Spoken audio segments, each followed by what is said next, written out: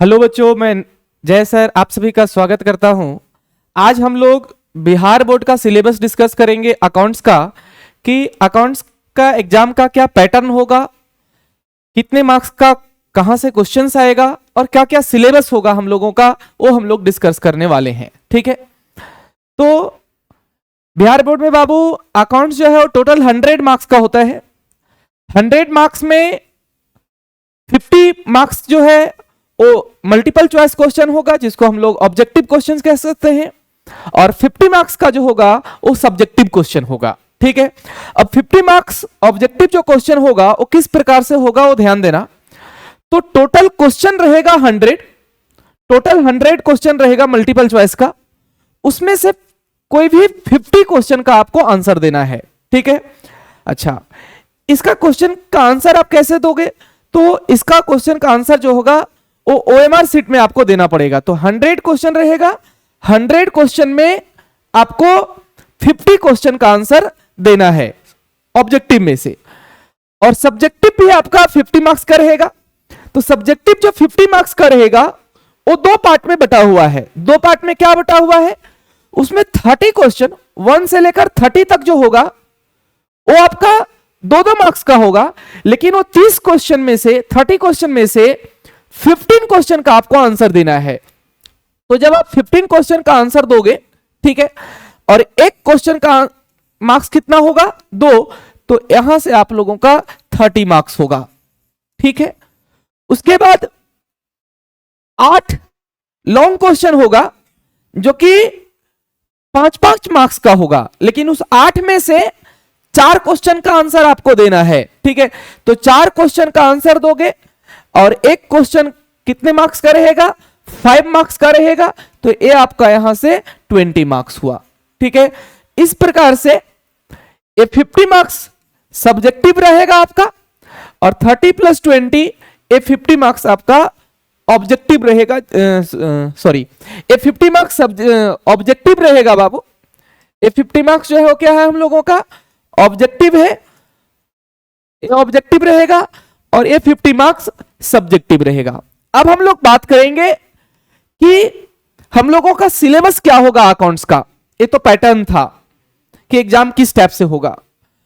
Syllabus क्या होगा? तो पूरे अकाउंट्स को का सिलेबस को 2 पार्ट में डिवाइड किया गया है, part A and part B.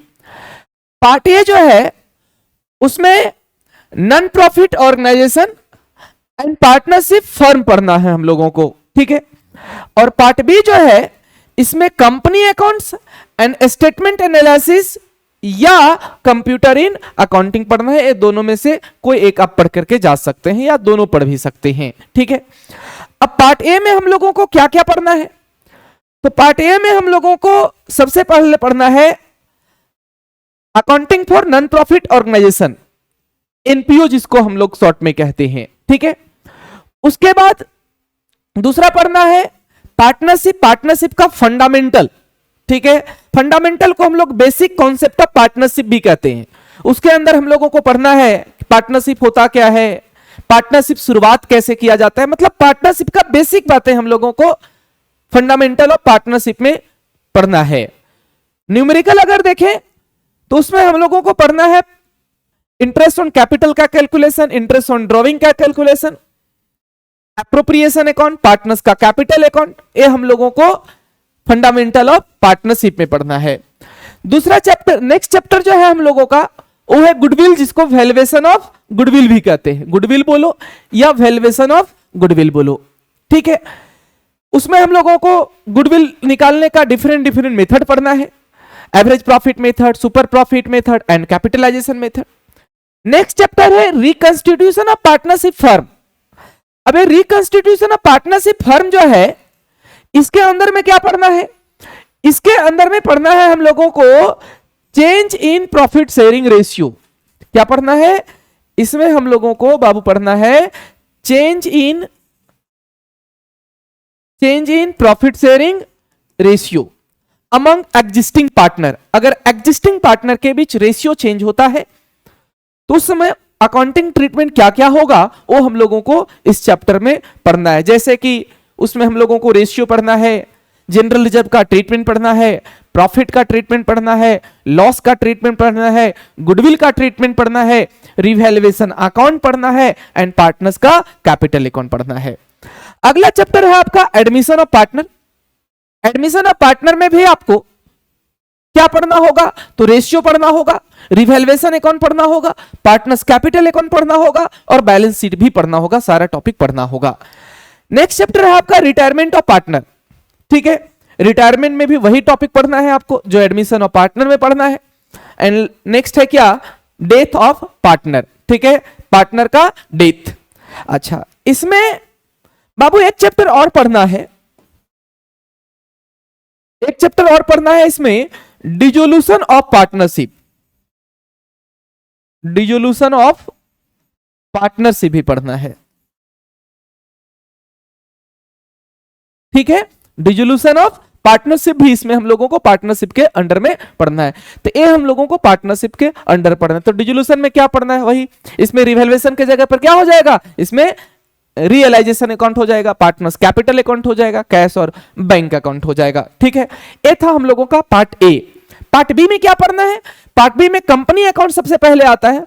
Company accounts में आपको पढ़ना है जनरल इंट्रोडक्शन कंपनी का, उसके बाद अकाउंटिंग फॉर शेयर कैपिटल पढ़ना है। ठीक है, उसके बाद पढ़ना है कि इशू ऑफ शेयर, शेयर को इशू करेंगे, कितने टाइप से शेयर इशू होगा, उसका क्या क्या जर्नल एंट्री होगा, उसमें share issue at par, issue at premium, ठीक है, calls in arrear, calls in advance, over subscription, ये सारा हम लोगों को पढ़ना है। ठीक है, नेक्स्ट है forfeiture and reissue of shares. Forfeiture and reissue of shares भी पढ़ना है हम लोगों को।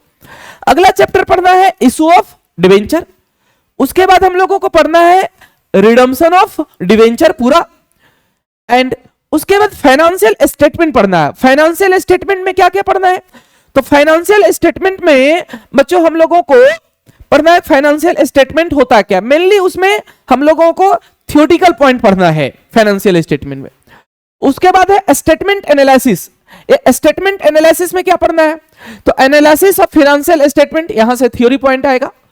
उसके बाद टूल्स फॉर फाइनेंशियल एनालिसिस हम लोगों को पढ़ना है, जिसमें आपको comparative income statement, comparative balance sheet पढ़ना होगा। उसके बाद कॉमन साइज स्टेटमेंट भी पढ़ना है। इसमें आपको क्या पढ़ना है, इसमें आपको पढ़ना है बाबू कि कंपैरेटिव इनकम स्टेटमेंट और कंपैरेटिव बैलेंस शीट। इसमें पढ़ना है कॉमन साइज इनकम स्टेटमेंट भी और कॉमन साइज बैलेंस शीट भी। उसके बाद है अकाउंटिंग रेशियो। तो अकाउंटिंग रेशियो में बहुत सारे फॉर्मूलेज पढ़ने हैं हम लोगों को। ठीक है, कि रेशियो जो है वो 4 टाइप का होता है, तो चारों टाइप का रेशियो हम लोगों को पढ़ना है। लिक्विडिटी रेशियो हो गया, एक्टिविटी रेशियो हो गया, प्रॉफिटेबिलिटी रेशियो हो गया, सॉल्वेंसी रेशियो हो गया, ये चारों टाइप का रेशियो हम लोगों को पढ़ना है।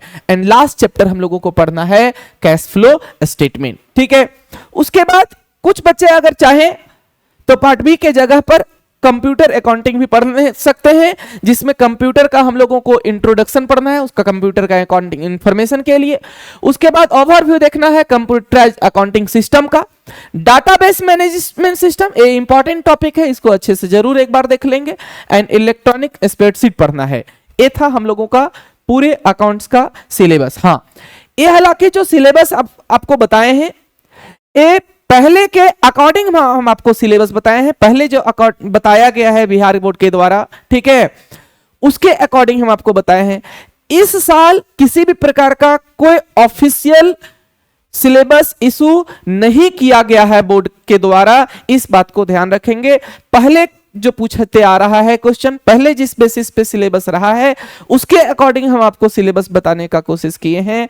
तो ये मत आप सोच लीजिएगा कि ये ऑफिशियल है, ठीक है। हालांकि मैक्सिमम चांसेस जो है 99.99% बोल सकते हो आप, वो यही सिलेबस होने वाला है, लेकिन ऑफिशियल एक कोई इशू नहीं किया गया है सिलेबस, ठीक है। तो आज हम आपको इतना ही बताने वाले थे। तब धन्यवाद, फिर मिलेंगे हम लोग नेक्स्ट वीडियो में। Bye bye.